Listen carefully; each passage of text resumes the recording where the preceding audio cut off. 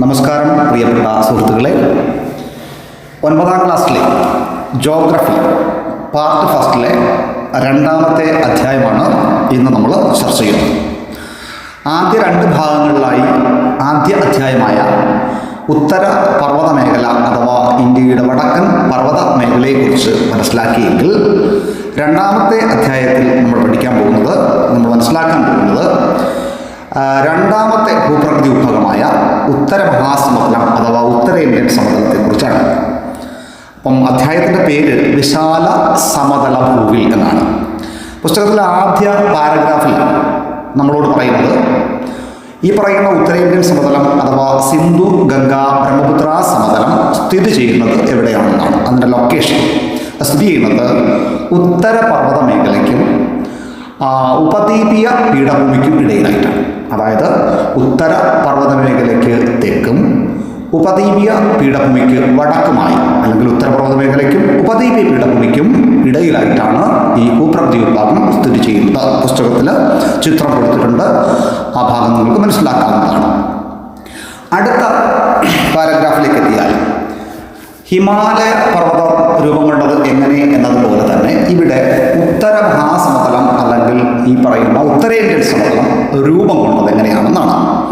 അപ്പം ഉത്തര മഹാസമതലം അഥവാ ഉത്തരേന്ത്യൻ സമതലം അതും അല്ലെങ്കിൽ സിന്ധു ഗംഗാ ബ്രഹ്മപുത്ര സമതലം രൂപം കൊള്ളുന്നത് എങ്ങനെയെന്ന് പറയുന്നതിന് മുമ്പ് തന്നെ പുസ്തകത്തിൽ ചില വാക്കുകൾ നമ്മളെ പരിചയപ്പെടുന്നു. അത് ഭൂരൂപീകരണ സഹായികൾ, ഭൂരൂപീകരണ പ്രക്രിയ, നിക്ഷേപണം എന്നിങ്ങനെ 3 പ്രക്രിയകളെയാണ്, 3 വാക്കുകളെയാണ് അടുത്തതായി നമ്മളെ പരിചയപ്പെടുന്നത്. അതിൽ ആദ്യം തന്നെ എന്താണ് ഭൂരൂപങ്ങളെന്ന് മനസ്സിലാക്കണം. ഭൂരൂപങ്ങൾ, ഉദാഹരണം പർവ്വതം ഒരു ഭൂരൂപമാണ്, പീഠഭൂമി ഒരു ഭൂരൂപമാണ്, സമതലങ്ങൾ മറ്റൊരു തരത്തിലുള്ള ഭൂരൂപമാണ്. ഇനി ഇതും കൂടാതെ കാറ്റിൻ്റെ ഒക്കെ നിക്ഷേപണ ഫലമായി ഉണ്ടാകുന്ന മണൽക്കൂനകൾ, ബാർക്കൺസ്, അല്ലെങ്കിൽ നദികളുടെ പ്രവർത്തന ഫലമായി ഉണ്ടാകുന്ന വി രൂപത്താഴ്വരകൾ, യു രൂപത്താഴ്വരകൾ, മിയാണ്ടറുകൾ, ഇവയെല്ലാം ഭൂരൂപങ്ങൾക്ക് ഉദാഹരണമാണ്. ഇനി ഇവിടെ ഭൂമിയുടെ അല്ലെങ്കിൽ ഭൗമോപരിതലത്തിൽ പ്രവർത്തിക്കുന്ന ചില ശക്തികളാണ് ഒഴുകുന്ന ജലം, കാറ്റ്, തിരമാല, ഹിമാനികൾ അഥവാ ചലിക്കുന്ന മഞ്ഞുപാളികൾ. ഇത്തരം ചില ശക്തികളുടെ നിരന്തരമായ പ്രവർത്തനങ്ങളുടെ ഫലമായി ഭൂരൂപങ്ങൾ സൃഷ്ടിക്കപ്പെടും. നാം പറഞ്ഞതുപോലെയുള്ള സമതലങ്ങളോ പീഠഭൂമികളോ ഒക്കെ സൃഷ്ടിക്കപ്പെടും. ഇത്തരത്തിൽ ഭൂരൂപങ്ങൾ സൃഷ്ടിക്കപ്പെടുന്ന പ്രക്രിയയെ വിളിക്കുന്ന പേരാണ് ഭൂരൂപീകരണ പ്രക്രിയ. ഇനി ഈ ഭൂരൂപീകരണത്തിന് സഹായിക്കുന്ന ബാഹ്യശക്തികളായ കാറ്റ്, ഒഴുകുന്ന ജലം, തിരമാല, ഹിമാനികൾ എക്സെട്ര ഇവ പോലെയുള്ള ശക്തികളെ വിളിക്കുന്ന പേരാണ് ഭൂരൂപീകരണ സഹായികൾ. ഇനി നിക്ഷേപണം. എന്താണ് നിക്ഷേപണം? അതായത് ജൈവികമോ രാസപരമോ ഭൗതികമോ ആയ പ്രവർത്തനങ്ങളുടെ ഫലമായി ശിലകൾ പൊടിഞ്ഞുണ്ടാകുന്ന ശിലാവസ്തുക്കൾ ഒരു സ്ഥലത്ത് നിന്നും നീക്കിക്കൊണ്ടുവന്ന് മറ്റൊരു സ്ഥലത്തേക്ക് ഈ ബാഹ്യശക്തികൾ, ജലം അല്ലെങ്കിൽ കാറ്റ് പോലെയുള്ള ബാഹ്യശക്തികൾ മറ്റൊരു സ്ഥലത്ത് നിക്ഷേപിക്കുന്നു. ഈ പ്രക്രിയ വിളിക്കുന്ന പേരാണ് നിക്ഷേപണം. അടുത്തതായി നദികളെ സംബന്ധിക്കുന്ന ചില വിവരങ്ങൾ പുസ്തകത്തിൽ ചിത്രസഹിതം തന്നിരിക്കുന്നു. അതായത് നദിയുടെ പ്രഭവസ്ഥാനം, പതനസ്ഥാനം എന്നിവയെക്കുറിച്ചൊക്കെയാണ്. അപ്പോൾ നമുക്ക് നോക്കാം.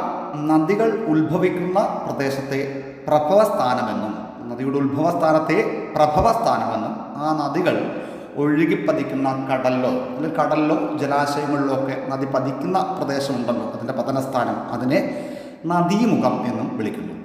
കൂടാതെ നദികൾ ഒഴുകുന്ന ഭൂപ്രകൃതിയുടെയും നീരൊഴുക്കിൻ്റെയും ഒക്കെ അടിസ്ഥാനത്തിൽ നദികളുടെ ഒഴുക്കിനെ അല്ലെങ്കിൽ ഒഴുക്കിൻ്റെ ഘട്ടത്തെ, കോഴ്സിനെ പ്രധാനമായും 3 ഘട്ടങ്ങളായി തിരിക്കാം.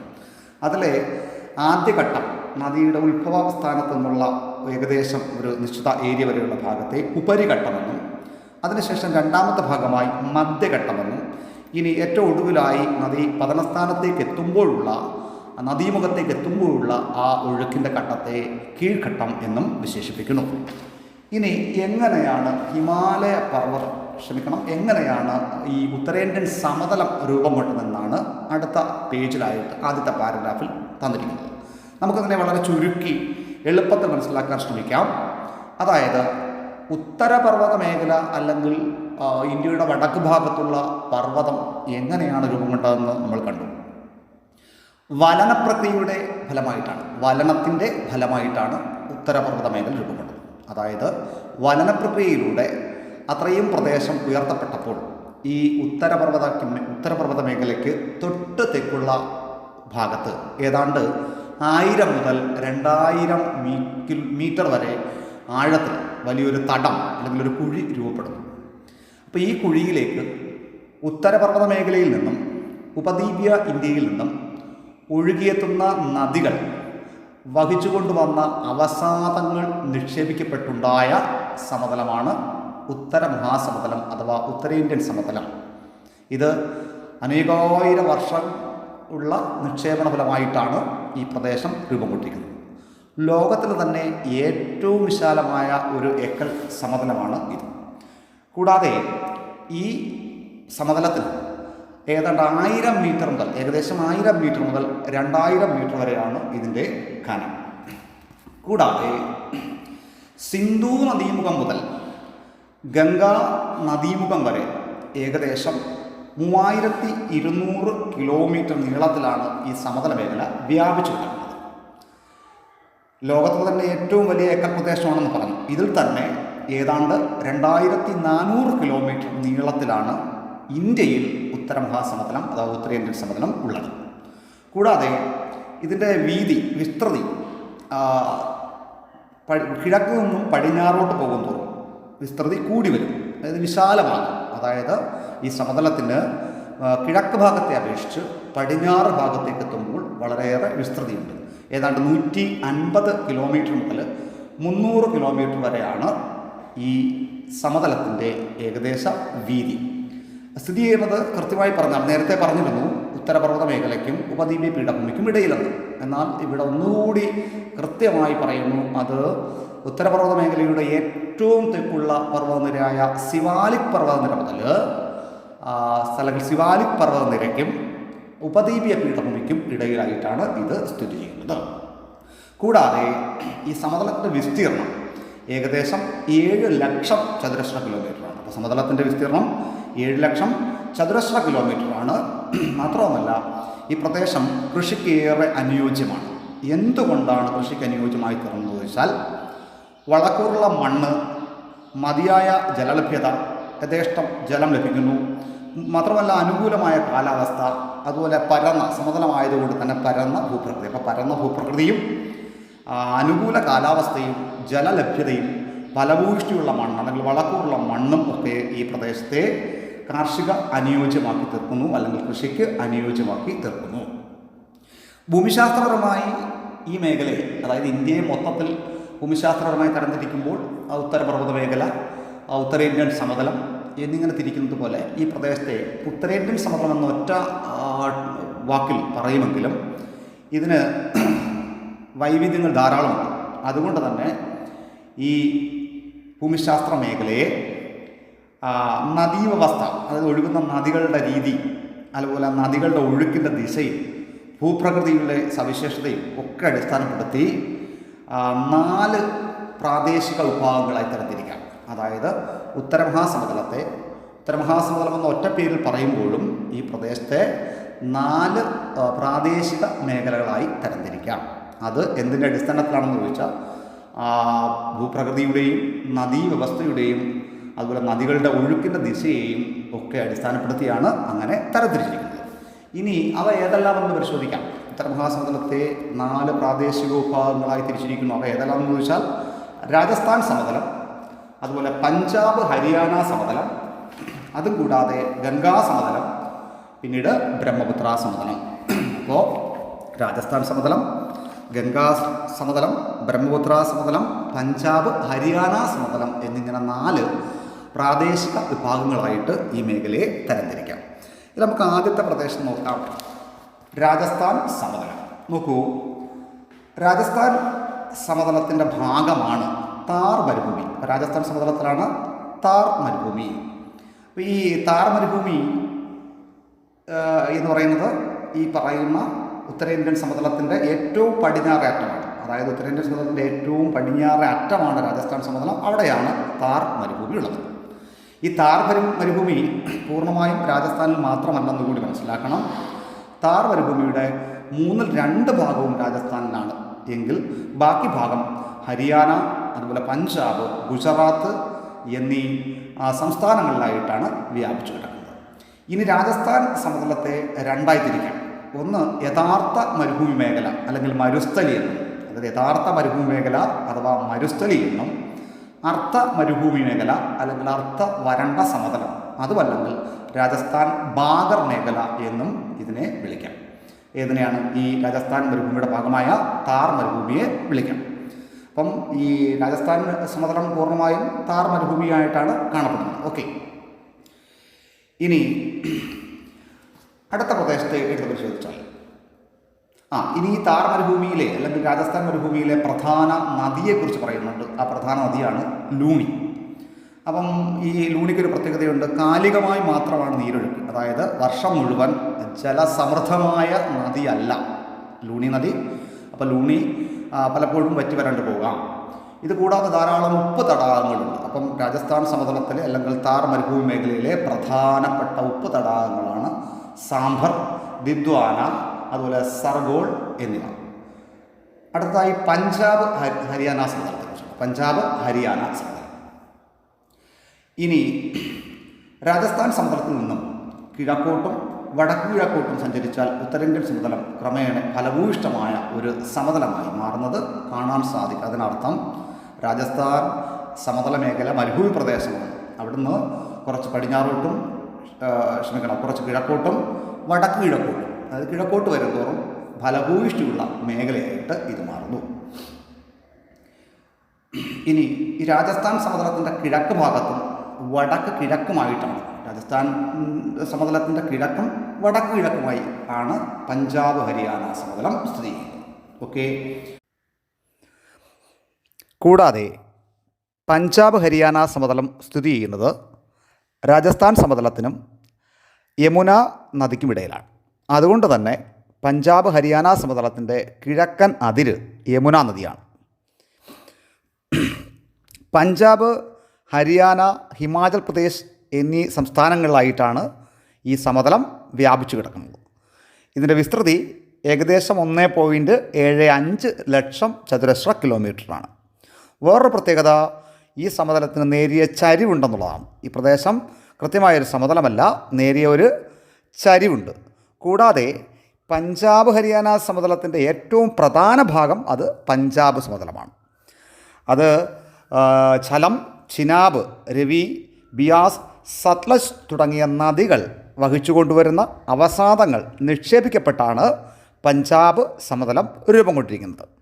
പഞ്ചാബിനെ നമുക്കറിയാം 5 നദികളുടെ നാട് എന്നാണ് പഞ്ചാബ് അറിയപ്പെടുന്നത്. പഞ്ചാബ് ഹരിയാന സമതലത്തെ പ്രധാനമായി 5 ദോബുകളായി തിരിക്കണം. 5 ദോബുകൾ. എന്താണ് ദോബ് എന്നാൽ? പരസ്പരം കൂടിച്ചേരുന്ന 2 നദികൾക്കിടയിലുള്ള വിശാലമായ എക്കൽ സമതലമാണ് ഡോബ് അഥവാ ദോബ്. എന്താണ് ദോബ്? 2 നദികൾക്കിടയിലുള്ള വിശാലമായ എക്കൽ സമതലമാണ് ദോബ്. അങ്ങനെ പഞ്ചാബ് ഹരിയാന സമതലം അല്ലെങ്കിൽ പഞ്ചാബ് ഹരിയാന സമതലത്തെ മൊത്തത്തിൽ 5 ദോബുകളായിട്ടാണ് തിരിച്ചിരിക്കുന്നത്. ഏതെല്ലാമാണ് ആ ദോബുകൾ എന്ന് നോക്കാം. ബിസ്ത് ജലന്ധർ ദോബ് ഒന്നാമത്തത്. ബിസ്ത് ജലന്ധർ ദോബ് ആ പേര് സൂചിപ്പിക്കുന്നത് പോലെ തന്നെ ബിയാസ്, സത്ലജ് എന്നീ നദികൾക്കിടയിലായി സ്ഥിതി ചെയ്യുന്ന ഭാഗത്തെയാണ് ബിസ്ത് ജലന്ധർ ദോബ് എന്ന് അറിയപ്പെടുന്നത്. അടുത്തത് ബാരി ദോബ്. അതും പേരിൽ തന്നെ ഉണ്ട്, ബാരി ദോബ്. ബിയാസ്, രവി എന്നീ നദികൾക്കിടയിലായിട്ട് സ്ഥിതി ചെയ്യുന്ന ദോബാണ് ബാരി ദോബ്. അടുത്തതായിട്ട് രചന ദോബ്. രചന ദോബ് രവി, ചിനാബ് എന്നീ നദികൾക്കിടയിലായിട്ട് സ്ഥിതി ചെയ്യുന്നു. അടുത്തത് ചാജ് ദോബാണ്. ചാജ് ദോബ്. ചാജ് ദോബ് ചിനാബ്, ഝലം എന്നീ നദികൾക്കിടയിലായി സ്ഥിതി ചെയ്യുന്നു. അടുത്തത് സിന്ധ് സാഗർ ദോബ്. സിന്ധ് സാഗർ ദോബ് ഝലം, ചിനാബ് നദികൾക്കും അതുപോലെ സിന്ധു നദിക്കും ഇടയിലായി സ്ഥിതി ചെയ്യുന്നു. അങ്ങനെ പഞ്ചാബ് ഹരിയാന സമതലത്തെ പ്രധാനമായും 5 ദോബുകളായി തരംതിരിച്ചിരിക്കുന്നു. എന്താണ് ദോബ് എന്നാൽ? 2 നദികൾക്കിടയിലുള്ള പരസ്പരം കൂടിച്ചേരുന്ന 2 നദികൾക്കിടയിലുള്ള വിശാലമായ എക്കൽ സമതലമാണ് ദോബ്. അടുത്തതായി ഗംഗാ സമതലം. പഞ്ചാബ് ഹരിയാന സമതലത്തിൻ്റെ കിഴക്ക് ഭാഗത്തായിട്ടാണ് ഈ പ്രദേശം സ്ഥിതി ചെയ്യുന്നത്. അതായത് പടിഞ്ഞാറ് യമുനാ നദി മുതൽ കിഴക്ക് ബംഗ്ലാദേശ് വരെയാണ് ഈ ഭൂഭാഗം വ്യാപിച്ചു കിടക്കുന്നത്. വിസ്തൃതി ഏതാണ്ട് 3.75 ലക്ഷം ചതുരശ്ര കിലോമീറ്ററാണ്. ഇനി ഈ സമതലം നമുക്കറിയാം, ഉത്തരാഖണ്ഡ്, ഉത്തർപ്രദേശ്, ഹരിയാന, ഡൽഹി എന്നീ സംസ്ഥാനങ്ങളെല്ലാം തന്നെ ഗംഗാ സമതലത്തിലാണ്. ഇതുകൂടാതെ ജാർഖണ്ഡ്, പശ്ചിമ ബംഗാൾ എന്നീ സംസ്ഥാനങ്ങളുടെ ചില ഭാഗങ്ങളും ഈ സമതല പ്രദേശത്തിൻ്റെ ഭാഗമായി വരുന്നു. ഗംഗാനദിയുടെയും അതിൻ്റെ പോഷകനദികളുടെയും നിക്ഷേപണ പ്രക്രിയയിലൂടെയാണ് ഈ സമതലം രൂപപ്പെട്ടിട്ടുള്ളത്. ഇനി പ്രത്യേകത, സമുദ്രനിരപ്പിൽ നിന്ന് ഈ ഭൂപ്രദേശത്തിൻ്റെ ഉയരം ശരാശരി 200 മീറ്ററാണ്. അപ്പോൾ സമുദ്രനിരപ്പിൽ നിന്ന് 200 മീറ്റർ ഉയരമുണ്ട്. കൂടാതെ ചരിവുള്ള പ്രദേശമാണ്. അതായത് കിഴക്കോട്ടും തെക്ക് കിഴക്ക് ഭാഗത്തോട്ടും വരുമ്പോൾ ഗംഗാ സമതലത്തിന് ചരിവ് കൂടുതലായി കാണപ്പെടുന്നു. അടുത്തത് ബ്രഹ്മപുത്ര സമതലം. ഉത്തരേന്ത്യൻ സമതലത്തിൻ്റെ കിഴക്കും ഏറ്റവും കിഴക്ക്, അതായത് ഉത്തരേന്ത്യൻ സമതലത്തിൻ്റെ ഏറ്റവും കിഴക്ക്, ഏറ്റവും പടിഞ്ഞാറായിട്ട് നമ്മൾ കണ്ടത് രാജസ്ഥാൻ സമതലവും, അതിന് കിഴക്കായിട്ട് പഞ്ചാബ് ഹരിയാന സമതലവും, അതിന് കിഴക്കായിട്ട് ഗംഗാ സമതലവും, അതിന് ഏറ്റവും കിഴക്കായി ബ്രഹ്മപുത്ര സമതലവുമാണ് സ്ഥിതി ചെയ്യുന്നത്. അപ്പോൾ ബ്രഹ്മപുത്ര സമതലത്തിൻ്റെ പ്രത്യേകത നോക്കാം. ഇതിനെ ബ്രഹ്മപുത്ര താഴ്വരയെന്നും അല്ലെങ്കിൽ അസം സമതലം അഥവാ അസം താഴ്വര എന്നീ പേരുകളിലൊക്കെ അറിയപ്പെടും. ഏതാണ്ട് അസം സംസ്ഥാനത്തിൻ്റെ കിഴക്കേ അറ്റം മുതൽ ബംഗ്ലാദേശ് അതിർത്തിക്കടുത്തുള്ള ധൂബ്രി നദിയുടെ പടിഞ്ഞാറ് വരെ ഈ സമതല പ്രദേശം വ്യാപിച്ചിട്ടുണ്ട്. കൂടാതെ ഏകദേശം 720 കിലോമീറ്റർ നീളവും ശരാശരി 60 മുതൽ 70 കിലോമീറ്റർ വരെ വീതിയുമാണ് ഈ ബ്രഹ്മപുത്ര സമതലത്തിന് ഉള്ളത്. ബ്രഹ്മപുത്ര സമതലത്തിൻ്റെ കൂടുതൽ പ്രദേശവും അസം സംസ്ഥാനത്തിലാണ്. അതായത് ബ്രഹ്മപുത്ര സമതലം പൂർണ്ണമായും എന്ന് പറഞ്ഞാൽ ഏകദേശം എല്ലാ മേഖലകളും അസമിൻ്റെ ഭാഗമാണ്. ഇതിനെ ഉത്തരേന്ത്യൻ സമതലത്തിൻ്റെ തുടർച്ചയാണെങ്കിലും മറ്റുള്ള ഉത്തരേന്ത്യൻ സമതല ഭാഗങ്ങളായ രാജസ്ഥാൻ സമതലം, അതുപോലെ പഞ്ചാബ് ഹരിയാന സമതലം, ഗംഗാ സമതലം എന്നിവയിൽ നിന്ന് വേറിട്ടാണ് ഇത് കാണപ്പെടുന്നത്. ഉത്തരേന്ത്യൻ സമതലത്തിൻ്റെ ഭാഗമായിട്ടാണ് കണക്ക് കൂട്ടുന്നതെങ്കിലും മറ്റ് 3 വിഭാഗങ്ങളിൽ നിന്നും വേറിട്ടാണ് ഇത് കാണപ്പെടുന്നത്. എന്തുകൊണ്ട് വേറിട്ട് കാണപ്പെടുന്നു എന്ന് ചോദിച്ചാൽ, വടക്ക് ഭാഗത്ത് ഗാസി, ഖാരോ, ജയന്തിയ, അതുപോലെ മിക്കിർ എന്നീ കുന്നുകളും, അതുപോലെ തന്നെ വടക്ക് ഭാഗത്ത് ഹിമാലയവും കിഴക്ക് പത്കായ് നാഗ കുന്നുകളും, പത്കായ് ബം നാഗ കുന്നുകളും, തെക്ക് ഭാഗത്ത് ഗാസി, ഖാരോ, ജയന്തിയ, അതുപോലെ മിക്കീർ കുന്നുകളും ഉള്ളതുകൊണ്ടാണ് ഇവ ആണ് ഈ സമതല ഭാഗത്തെ, അതായത് ബ്രഹ്മപുത്ര സമതല ഭാഗത്തെ ഉത്തരേന്ത്യൻ സമതലത്തിൻ്റെ മറ്റ് ഭാഗങ്ങളിൽ നിന്ന് വേറിട്ട് നിർത്തുന്നത്. ഓക്കെ, ഇനി ഇതിൻ്റെ വിസ്തൃതി നോക്കിയാൽ 56,275 ചതുരശ്ര കിലോമീറ്ററാണ് ഇതിൻ്റെ വിസ്തൃതി. ഈ സമതലം രൂപം കൊണ്ടിരിക്കുന്നത് ബ്രഹ്മപുത്ര നദിയുടെയും അതിൻ്റെ പോഷക നദികളുടെയും നിക്ഷേപണത്തിലൂടെയാണ്. ബ്രഹ്മപുത്രയുടെ പ്രധാന പോഷക നദികളാണ് ടീസ്റ്റ, മനസ്, ലൂഹിത്ത്, അതുപോലെ ദിബാങ് മുതലായവ. ഇവയെല്ലാമാണ് ബ്രഹ്മപുത്രയുടെ പ്രധാന പോഷക നദികൾ. ഇനി പ്രധാനപ്പെട്ട ഒരു പോയിൻ്റ് പുസ്തകത്തിലടുത്തതായി പറയുന്നു.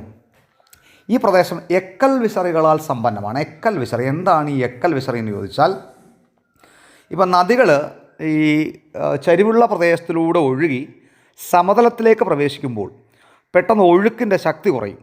അപ്പോൾ ഒഴുക്കിൻ്റെ ശക്തി കുറയുമ്പോഴത്തേക്ക് ഈ നദി വഹിച്ചുകൊണ്ടിരുന്ന അവസാദങ്ങൾ, അതായത് എക്കൽ, നദിയുടെ അല്ലെങ്കിൽ ഈ സമതലത്തിൻ്റെ ഏതെങ്കിലും പ്രദേശങ്ങളിൽ വിസറിയുടെ ആകൃതിയിൽ അങ്ങ് നിക്ഷേപിക്കും. അതായത് നിക്ഷേപിക്കപ്പെടുന്ന ആ നിക്ഷേപണത്തിൻ്റെ ആകൃതി വിസറിയുടേതാകും. അതുകൊണ്ട് ഇത്തരത്തിലുള്ള ഭൂരൂപങ്ങളെയാണ് ഈ എക്കൽ വിസറികൾ എന്ന് വിളിക്കുക. അപ്പോൾ എക്കൽ വിസറികൾ ഒരു ഭൂരൂപത്തിന് ഉദാഹരണമാണ്. ഇനി ഇതുകൂടാതെ ഈ നദികൾ സൃഷ്ടിക്കപ്പെടുന്ന മറ്റ് 2 പ്രധാന ഭൂരൂപങ്ങളാണ് ഓക്സ്ബോ തടാകങ്ങളും മിയാണ്ടറുകളും. അപ്പോൾ എന്താണ് ഈ ഓക്സ്ബോ തടാകങ്ങളും മിയാണ്ടറുകളും? അപ്പോൾ നമുക്ക് നോക്കാം. നദി ചരിവ് കുറഞ്ഞ അല്ലെങ്കിൽ സമതലമുള്ള പ്രദേശങ്ങളിലൂടെ കടന്നു പോകുന്ന സമയത്ത് ഈ ജലത്തിൻ്റെ ശക്തി, ഒഴുക്കിൻ്റെ ശക്തി കുറയുകയും അപ്പം അവസാദങ്ങൾ കൊണ്ടുവന്ന് കൂടുതലായിട്ട് നിക്ഷേപിക്കപ്പെടുകയും ചെയ്യും. ഇങ്ങനെ അവസാദങ്ങൾ കൂടുതലായി നിക്ഷേപിക്കപ്പെടുമ്പോഴത്തേക്ക് നദിയുടെ ഒഴുക്കിനെ അത് ബാധിക്കും. നദിയുടെ നേരിട്ടുള്ള ഒഴുക്കിനെ ബാധിക്കുമ്പം നദി പെട്ടെന്ന് ഗതി മാറി ഒഴുകും, വളഞ്ഞ് പിളഞ്ഞൊഴുകും. അവസാദങ്ങൾ കിടക്കുന്നതുകൊണ്ട് നേരെ ഒഴുകാൻ കഴിയാതെ നദി വളഞ്ഞ് മാറി ഒഴുകും. അങ്ങനെ വളഞ്ഞ് പിളഞ്ഞൊഴുകുന്ന നദികളാണ് മിയാൻഡറുകൾ. അപ്പം നദികളുടെ നിക്ഷേപണ ഫലമായി ഉണ്ടാകുന്ന മറ്റൊരു ഭൂരൂപമാണ് മിയാൻഡറുകൾ എന്നുകൂടി മനസ്സിലാക്കണം. ഇനി അതുപോലെ തന്നെ ഈ നദിയുടെ ഒഴുക്ക് പിന്നീട് വീണ്ടും ശക്തി പ്രാപിക്കുന്ന സമയമാകുമ്പോഴത്തേക്ക് നദി നേരെ ഒഴുകിപ്പോവുകയും നദിയിൽ നിന്ന് വേർപെട്ട് വളഞ്ഞു പിളഞ്ഞൊഴുകിയ ആ ജലഭാഗം നദിയിൽ നിന്ന് വേർപെട്ട് ഒരു കാളക്കുളമ്പിൻ്റെയോ ഒക്കെ പോലെ ഒരാകൃതിയിൽ ഇങ്ങനെ കാണപ്പെടും. പ്രധാന നദിയിൽ നിന്ന് വേർപെട്ട് കാണപ്പെടും. അങ്ങനെ പ്രധാന നദിയിൽ നിന്ന് വേർപെട്ട് രൂപപ്പെട്ട തടാകങ്ങൾ ആണ് ഓക്സ്ബോ തടാകങ്ങൾ. ഇനി നദികളിങ്ങനെ വളഞ്ഞ് പിളഞ്ഞൊഴുകുന്നത് മൂലം, അല്ലെങ്കിൽ നദികളിങ്ങനെ വളഞ്ഞ് പിളഞ്ഞൊഴുകുന്ന പ്രക്രിയ വിളിക്കുന്ന പേരാണ് നദീ മിയാൻഡറിങ് അല്ലെങ്കിൽ നദീ വലയങ്ങൾ എന്നാണ് അറിയപ്പെടുന്നത്. ഓക്കെ, ഇനി ഉത്തരേന്ത്യൻ സമതലത്തിൽ നമ്മളിപ്പോൾ അത് രൂപം കൊണ്ടതിൻ്റെ അടിസ്ഥാനത്തിൽ 4ആയിട്ട് തരംതിരിച്ചു, 4 പ്രാദേശിക മേഖലകളായി തരംതിരിച്ചു. എന്നാൽ ഇനി ഭൂപ്രകൃതി സവിശേഷതയുടെ അടിസ്ഥാനത്തിൽ, ഭൂമിശാസ്ത്രപരമായ പ്രത്യേകതയുടെ അടിസ്ഥാനത്തിൽ ഉത്തരേന്ത്യൻ സമതലത്തെ വീണ്ടും 3ആയി തിരിക്കാം. അവ ഏതൊക്കെയാമെന്ന് ചോദിച്ചാൽ ഫാബർ, ടെറായി, എക്കൽ സമതലങ്ങൾ എന്നിവയാണ്. അപ്പോൾ എന്താണ് ഫാബർ? ഇപ്പോൾ സിവാലിക് പർവ്വതനിരക്ക് അതുപോലെ തന്നെ ഉപദ്വീപീയ പീഠഭൂമിക്കും ഇടയ്ക്കാണ് ഈ ഉത്തരമഹാസമതലം അഥവാ ഉത്തരേന്ത്യൻ സമതലം നമ്മൾ കണ്ടു. അപ്പോൾ സിവാലിക് പർവ്വതനിരക്ക് സമാന്തരമായി സിവാലിക്കിന് തൊട്ട് തെക്കായിട്ടാണ് ഫാബർ സ്ഥിതി ചെയ്യുന്നത്. സിവാലിക്കിന് സമാന്തരമായി ഏകദേശം 8 കിലോമീറ്റർ മുതൽ 10 കിലോമീറ്റർ വരെ വിസ്തൃതിയുള്ള ഇടുങ്ങിയ ഒരു ഭൂഭാഗമാണ് ഫാബർ. ഇവിടെ ഹിമാലയൻ നദികൾ വഹിച്ചു കൊണ്ടുവരുന്ന പാറ കഷ്ണങ്ങളും ഉരുളൻ കല്ലുകളുമൊക്കെ നിക്ഷേപിച്ചിട്ടുള്ള പ്രദേശമാണ്. അതുകൊണ്ട് തന്നെ ഇവിടെയുള്ള നദികൾ, ഇതിലൂടെ ഒഴുകുന്ന നദികൾ ഈ കല്ലുകൾക്കിടയിലൂടെ ഒഴുകുന്നു. തന്മൂലം ഈ മേഖലയിൽ നദികൾ അപ്രത്യക്ഷമായിരിക്കും. എന്നാൽ ഈ ഫാബറിന് തെക്കായി, ഫാബറിന് സമാന്തരമായി 10 കിലോമീറ്റർ മുതൽ 30 കിലോമീറ്റർ വരെ വീതിയിൽ കാണപ്പെടുന്ന പ്രദേശമാണ് ടെറായി. ഈ ടെറായി മേഖലയുടെ പ്രത്യേകത ഇവിടെ ചതുപ്പ് നിലങ്ങളാണ്, അതായത് വെള്ളക്കെട്ടുകളുള്ള ചതുപ്പ് നിലങ്ങളാണ്. ഈ ഫാബർ മേഖലയിൽ നദികൾ അപ്രത്യക്ഷമാകുമെന്ന് നമ്മൾ പറഞ്ഞു. അപ്പോൾ ഈ നദികൾ വീണ്ടും പ്രത്യക്ഷപ്പെടുന്നത് ടെറായി മേഖലയിലാണ്. ഇനി അതുപോലെ തന്നെ ഈ പ്രദേശത്തിൻ്റെ പ്രത്യേകതയുള്ളത് ഇവിടെ സമൃദ്ധമായ രീതിയിൽ നൈസർഗിക സസ്യജന്തുജാലങ്ങൾ, അതായത് സ്വാഭാവിക സസ്യജന്തുജാലങ്ങൾ ധാരാളമായിട്ട് വളരും. അതായത് സ്വാഭാവിക സസ്യജന്തുജാലങ്ങൾ എന്നാൽ ആ പ്രദേശത്തിൻ്റെ ഭൂപ്രകൃതിക്കും കാലാവസ്ഥയ്ക്കും ഒക്കെ അനുയോജ്യമായ തരത്തിലുള്ള സസ്യജന്തുജാലങ്ങൾ ഇവിടെ ധാരാളമുണ്ട്. ഇനി ടെറായിക്കും തെക്കായിട്ട് സ്ഥിതി ചെയ്യുന്ന പ്രദേശമാണ് എക്കൽ സമതലങ്ങൾ. ഈ സ്വാഭാവികമായും ഹിമാലയൻ നദികൾ വഹിച്ചു കൊണ്ടുവരുന്ന എക്കൽ നിക്ഷേപിച്ചാണ് ഈ പ്രദേശം രൂപക്കൊള്ളുന്നത്. ഈ എക്കൽ നിക്ഷേപത്തിൽ പ്രധാനമായും ഈ പഴയ എക്കൽ നിക്ഷേപവും പുതിയ എക്കൽ നിക്ഷേപങ്ങളും ഉണ്ട്. ഇതിലെ പഴയ എക്കൽ നിക്ഷേപങ്ങളെ ഫംഗർ എന്നും പുതിയ എക്കൽ നിക്ഷേപങ്ങളെ കാദർ എന്നും ആണ് അറിയപ്പെടുന്നത്. ഇനി ഇവിടുത്തെ മറ്റൊരു പ്രത്യേകത, ഈ എക്കൽ സമതലങ്ങളിലെ മറ്റൊരു പ്രധാനപ്പെട്ട പ്രത്യേകതയാണ് നിക്ഷേപണ ഭൂരൂപങ്ങളായിട്ടുള്ള നദീജന്യ ദ്വീപുകളും മണൽ വരമ്പുകളും ഡെൽറ്റകളും ഒക്കെ ധാരാളമായിട്ട് കാണപ്പെടുന്നു. അപ്പം നിക്ഷേപണ ഭൂരൂപം എന്നാൽ നദികൾ നിക്ഷേപിച്ചുണ്ടാകുന്ന ഭൂരൂപങ്ങൾ ആയ നദീജന്യ ദ്വീപുകൾ, റിവറൈൻ ഐലൻഡ്സും മണൽ വരമ്പുകളും ഡെൽറ്റകളുമൊക്കെ ധാരാളമായിട്ട് ഇവിടെ കാണപ്പെടുന്നു. ഇനി ഇതും കൂടാതെ പിണഞ്ഞൊഴുകുന്ന അരുവികളും വലയങ്ങൾ അഥവാ മിയാൻഡറുകളും ഓക്സ്ബോ തടാകങ്ങളുമൊക്കെ ഈ പ്രദേശത്തിൻ്റെ മറ്റ് പ്രത്യേകതയാണ്. ഇനി എന്താണ് ഡെൽറ്റകൾ? ഡെൽറ്റകൾ എന്താണെന്ന് ചോദിച്ചാൽ ഈ സമതലങ്ങളിലൂടെ ഒഴുകി നദികൾ നദീമുഖത്ത് അടുക്കാറാകുമ്പോഴത്തേക്ക് അവയുടെ ഒഴുക്കിൻ്റെ വേഗത കുറയും. സാവധാനമാണ് അപ്പോൾ നദികൾ ഒഴുകുന്നത്. അപ്പം നദികൾ വഹിച്ചു കൊണ്ടുവരുന്ന അവസാദം ഈ മേഖലയിൽ വളരെ കൂടുതലായിരിക്കും. അപ്പം നദികൾ വഹിച്ചുകൊണ്ടുവരുന്ന അവസാദത്തിൻ്റെ അളവ് കൂടുതലായതിനാലും നദീജലം കൂടുതലായിരിക്കും, നദീജലവും കൂടുതലായിരിക്കും, അവസാദങ്ങളുടെ അളവും കൂടുതലായിരിക്കും. അതുകൊണ്ട് തന്നെ ഈ പല നദികളും ഈ ഒഴുക്ക് തടസ്സപ്പെടുന്നതുകൊണ്ട് ഈ നദീമുഖങ്ങളോട് അടുക്കുമ്പോൾ കൈവഴികളായിട്ട് പിരിഞ്ഞൊഴുകും. അങ്ങനെ കൈവഴികളായി പിരിഞ്ഞൊഴുകുമ്പോൾ ആ പിരിഞ്ഞൊഴുകുന്ന കൈവഴികൾക്കിടയിലായിട്ട് നദികൾ വഹിച്ചു കൊണ്ടുവരുന്ന അവസാദങ്ങൾ അഥവാ എക്കൽ നിക്ഷേപിക്കപ്പെടും. അപ്പോൾ ഇങ്ങനെ നിക്ഷേപിക്കപ്പെടുന്ന എക്കൽ ത്രികോണാകൃതിയിലാണ് കാണപ്പെടുന്നത്. അപ്പോൾ ഈ ത്രികോണാകൃതിയിൽ കാണപ്പെടുന്ന ഈ പ്രദേശം ഇത് ഗ്രീക്ക് അക്ഷരമാലയിലെ ഡെൽറ്റ എന്ന അക്ഷരത്തിനോട് സാമ്യമുള്ളത് കൊണ്ട് ഈ ഭൂരൂപത്തിന് ഡെൽറ്റകളെന്ന് പേര് ലഭിച്ചിട്ടുണ്ട്. പ്രിയപ്പെട്ടവരെ, ഇതോടെ അധ്യായം 2 വിശാല സമതല ഭൂവിൽ ഇതിൻ്റെ 1-ാം ഭാഗം പൂർത്തിയായിരിക്കുകയാണ്. 2-ാം ഭാഗം ഉടൻ ഇടുന്നതായിരിക്കും. അപ്പോൾ ഈ ക്ലാസ് ഉപകാരപ്പെട്ടെങ്കിൽ ദയവായി എല്ലാവരും ചാനൽ സബ്സ്ക്രൈബ് ചെയ്യുക, സപ്പോർട്ട് ചെയ്യുക.